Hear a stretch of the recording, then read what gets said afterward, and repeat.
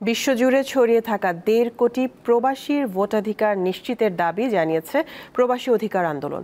শনিবার ঢাকায় সংবাদ সম্মেলনে আলোচকরা আরও বলেন, নির্বাচন অংশগ্রহণমূলক করতে প্রবাসীদের ভোটাধিকার পদ্ধতি সহজ ও স্মার্ট করা প্রয়োজন।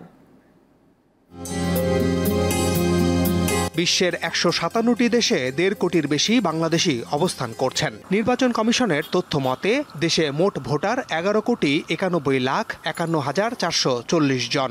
এর মধ্যে ১.৫ কোটি প্রবাসী ভোটার কর্মসূত্রে বিদেশে অবস্থান করছেন, যা মোট ভোটারের শতকরা ১৩ ভাগ।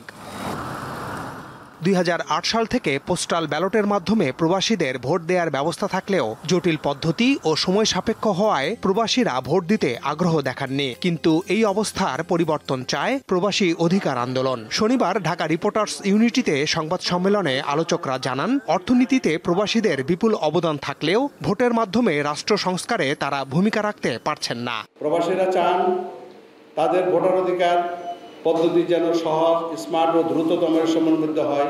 বর্তমানে বিশ্বের ১২০টি দেশ তাদের প্রবাসে থাকা জনগণের ভোট দেওয়ার ব্যবস্থা করেছে। নির্বাচন ব্যবস্থা সংস্কারের সময় এই বিষয়টিতে জোর দেওয়ার আহ্বান জানান তারা। আপনারা নিশ্চয়ই জানেন যে কোনো আসনে ১০০-২০০ ভোটের ব্যবধানে বা ৫টা ২টা ভোট ব্যবধানে একজন এমপি হয়ে যাচ্ছে।